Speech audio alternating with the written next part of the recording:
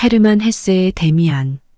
지금으로부터 100여 년 전 독일의 어느 마을에 10살 정도의 에밀 싱클레라는 아이가 자라면서 자아를 찾아가는 성장 이야기로 읽는 사람의 연령대에 따라 포인트가 다른 소설입니다. 새는 힘겹게 투쟁하여 알에서 나온다. 알은 세계다. 태어나려는 자는 한 세계를 깨뜨려야 한다. 주인공 에밀 싱클레어는 부유하고 엄숙한 기독교 가정에서 누나 2명이 있는 중산층 가정에서 태어나 부족함 없이 살아가는 부모에게 순종하는 착하고 모범적인 학생이지만 그 또래 아이들이 그렇듯 일탈의 삶도 궁금해하는 호기심 많은 아이였습니다. 이야기는 싱클레어가 살던 소도시의 라틴어 학교에 다니던 시절의 체험으로부터 시작됩니다. 의무와 책임, 양심의 가책과 고해, 용서와 선의 사랑과 존경, 성경의 말씀과 지혜가 있는 선의 세계에 살던 싱클레어는 어느 날 익숙한 집안에서 또 다른 소리를 듣게 되는데요. 하녀들과 기술을 배우는 견습공들의 거친 이야기들과 귀신 이야기, 세상의 추잡한 소문들, 유혹적인 이야기와 무시무시한 여러 이야기가 들려오기 시작했습니다. 선의 세계에서 살던 싱클레어는 자신의 집에 존재하던 악의 세계도 보게 되는데요. 선과 악이 공존하는 집에서 혼란을 겪던 중 부잣집 아이들이 다니던 인근의 라틴어 학교에 들어가게 됩니다.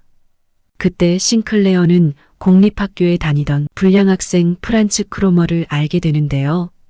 거칠고 성정이 나쁜 크로머와 온실 속 화초처럼 자라던 싱클레어의 바깥 세상에 대한 동경심이 한데 어우러져 크로머를 통해 어둡고 험한 세상을 경험하게 됩니다. 크로머에게 자신도 도둑질을 할 줄 안다고 하면서 과수원에서 사과를 훔쳤다고 거짓말을 하게 됩니다. 하지만 달코 다른 크로머는 싱클레어의 심중을 꿰뚫어 보면서 경찰에 신고를 하겠다고 오히려 엄포를 놓습니다. 하지만 기죽기 싫었던 싱클레어는 거짓말이었다는 말이 하기 싫어 크로머의 협박에 계속 끌려다니게 됩니다. 집에서 아버지의 돈을 훔쳐갔다 바치면서 한편으론 불안과 공포심이 점점 커져만 갔습니다. 크로머의 협박은 점점 더 심해지면서 심지어 싱클레어의 누나를 데려오라고까지 협박을 합니다. 어린 나이에 크로머로부터 가스라이팅을 당하면서 심리적, 육체적 학대를 받으면서 고통과 절망에 빠져 매일매일 괴로운 시간을 보낼 때 구원자 같은 막스 데미안이라는 학생이 운명처럼 싱클레어 앞에 나타나게 됩니다. 데미안은 새로 전학 온 한 학년 상급생이었는데 반듯하고 예의 바른 학생이었어요. 덩치도 크고 범상치 못할 위엄이 있는 데미안은 어머니와 살고 있었는데 부유한 환경에다 덩치도 크고 못된 아이들을 혼내주는 그야말로 정의의 사도였습니다. 그러던 어느 날 카인과 아벨이라는 수업을 싱클레어와 데미안은 같이 듣게 되었는데요. 수업이 끝나자 데미안이 먼저 다가와 하나님이 동생을 죽인 살인자인 카인을 처벌하지 않고 그에게 표식을 준 것은 카인에게는 다른 사람에겐 없는 대단한 능력이 있어서라고 다소 황당한 이야기를 합니다. 그러면서 단지 지어낸 이야기에 불과하다고 말을 하는 데미안을 보면서 깊은 혼란에 빠집니다. 자신이 가지고 있던 관념 속의 카인과 아벨을 다른 시각으로 전해주는 데미안의 이야기를 들으면서 신선한 충격을 느낌과 동시에 깊은 의식세계의 성장을 경험합니다. 그러던 어느 날 어김없이 휘파람을 불어대는 크로머에게 줄 돈이 없어 케이크 몇 조각을 들고 조마조마한 마음으로 나갔는데 누나를 데려오라는 강압에 벌벌 떨면서 울고 있었어요. 그때 어디선가 상쾌한 분위기에 데미안이 나타납니다. 상황 파악을 한 데미안은 싱클레어에게 무슨 고민이 있냐고 물어보자 싱클레어는 수치스럽지만 크로머에게 당한 그동안의 이야기를 합니다. 그 이후 2번 다시 크로머의 무서운 휘파람 소리는 더 이상 들려오지 않았어요. 심지어 길을 가다 만난 크로머는 깜짝 놀라면서 싱클레어를 피해버리고 맙니다. 모든 일이 신기한 싱클레어는 데미안을 찾아가 크로머에게 무슨 짓을 한 거냐고 묻지만 데미안은 아무 짓도 안 했고 단지 몇 마디 했을 뿐이라고 하는 걸 보면서 싱클레어의 깊은 곳에서는 기쁨과 놀라움이 계속해서 몸을 뚫고 지나가는 것 같은 느낌을 받게 됩니다. 하지만 그때부터 싱클레어는 데미안을 멀리하게 되는데요. 첫째는 데미안이 자신의 모든 비밀을 알고 있다는 것과 카인과 아벨에 대한 토론을 하면서 그가 세상을 향한 비판적 사고를 가지고 있는 것에 대한 부담감 때문에 그를 점점 멀리하게 됩니다. 시간이 흘러 싱클레어는 상급 학교로 진학을 하게 되어 도시로 떠나게 되는데 세속적인 친구를 만나 방탕한 생활을 하게 됩니다. 날마다 술에 젖어 살던 사춘기 소년에게 어느 날 첫사랑이 찾아오는데요. 첫사랑 그녀에게 베아트리체라는 이름을 붙여주면서 그녀를 늘 그리워하면서 술도 끊고 단정한 생활을 하게 됩니다. 그리운 그녀를 그리워하면서 베아트리체의 초상화를 그리게 되는데요. 완성된 그림을 보니 이상한 그림이 된 거예요. 반은 남자의 모습, 또 다른 반은 여자의 모습에 굳세면서 몽상적이고 굳어 있으면서도 생명력이 있어 보이는데 자세히 보니 그 속에 데미안이 있었답니다. 자신의 어린 시절 무의식적으로 깊이 각인된 데미안이 그림으로 표현된 것입니다. 자신의 인생 한쪽에 자리 잡은 데미안 때문에 여러 날을 번민하던 싱클레어는 어느 날 꿈에서 진흙구덩이 속에서 하늘을 향해 날아오르려는 새의 모습을 보게 됩니다. 너무도 생생한 꿈을 생각하면서 데미안을 떠올리게 됩니다. 싱클레어는 데미안에게 새의 모습을 그림으로 그려 주소도 모르는 데미안에게 옛 주소로 편지를 보냅니다. 놀랍게도 싱클레어는 데미안에게 극적으로 답장을 받게 되는데요. 어느 날 수업 시간 중 쉬는 시간에 책 속에 쪽지가 꽂혀 있는 걸 발견합니다. 그 쪽지에는 이렇게 써 있었어요. 새는 알에서 나오려 투쟁한다. 알은 세계다. 태어나려는 자는 한 세계를 깨뜨려야 한다. 새는 신에게로 날아간다. 그 신의 이름은 아브락사스. 그와 자신 말고는 새에 대해 아는 사람이 없을 텐데 기가 막힌 답장을 받게 되죠.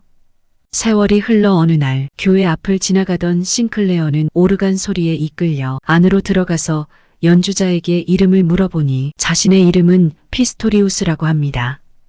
자신을 스스로 실패자라고 여기는 그는 목사님의 아들이었어요. 고뇌에 찬 피스토리우스와 친해지면서 마음을 열게 된 싱클레어는 그에게 꿈 이야기를 하는데 피스토리우스는 아브락사스에 대해 이야기를 해줍니다. 피스토리우스는 아브락사스는 선과 악을 상징한다고 알려줍니다.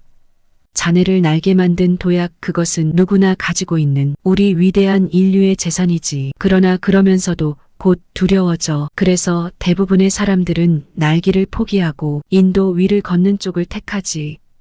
그런데 자네는 아니야. 자네는 계속 날고 있네. 싱클레어는 자신이 겪었던 어린 날의 기억들과 데미안이 그에게 끼친 영향력 등을 기억하며 이 말을 새겨듣습니다. 대학생이 된 싱클레어는 어느 날 데미안을 만나게 되는데요. 데미안의 집에 초대를 받아간 그의 집에서 데미안의 어머니 에바 부인을 만나게 되는데요. 보자마자 큰 충격에 빠지게 됩니다. 에바 부인을 처음 본 순간 놀라운 사랑의 감정을 느끼면서 심장이 멎을 것 같은 느낌을 받습니다. 아름답고 기품 있는 에바 부인은 데미안에게서 느꼈던 것처럼 나이를 가늠할 수도 없었고 아름답고 기품이 있었으며 영적인 의지가 충만한 얼굴과 친절한 미소까지 머금은 모습이었습니다. 사랑의 감정뿐 아니라 존경과 경외의 마음까지 더해지는 초월적인 사랑의 감정을 느끼면서 싱클레어는 이들과 여름 동안 함께 지내게 됩니다. 평안하게 지내던 어느 날 데미안은 싱클레어에게 의미심장한 말을 합니다. 종말도 아니고 지진도 혁명도 아닌 때 변혁의 시간들로 사람들은 끔찍한 시간을 맞게 될 것을 예고하는데요. 데미안의 예언대로 제1차 세계대전이 일어나게 됩니다. 전쟁터에 나간 싱클레어는 개인의 이상이 아닌 집단의 이상을 위해 죽고 죽이는 전쟁을 바라보면서 갈등합니다. 전쟁터에서 부상을 당한 싱클레어는 병원으로 이송되는데요. 정신을 차려보니 바로 옆 침대에 데미안이 누워 있었습니다. 그 역시 심한 부상으로 입원해 있었는데요. 데미안은 싱클레어에게 싱클레어 나는 떠나게 될 거야. 하지만 너는 다시 내가 필요할지도 몰라. 그럴 때 내가 나를 부르면 나는 달려오지 못해. 그럴 때 너는 내 안에 귀를 기울여야 해. 그럼 내가 내 안에 있음을 알게 될 거야. 그러면서 에바 부인이 자기에게 해주었던 키스를 대신해서 전해줍니다. 다음 날 정신을 차리고 옆을 보니 데미안은 사라지고 다른 환자가 누워있는 걸 보게 됩니다. 싱클레어는 선의 세계에 살다 악의 세계를 경험하면서 많은 갈등과 고난에 처했었지만 구원자 데미안을 만나면서 많은 걸 경험하게 됩니다. 데미안은 떠나고 없지만 더 이상 나약한 소년이 아닌 단단해진 청년이 되었습니다.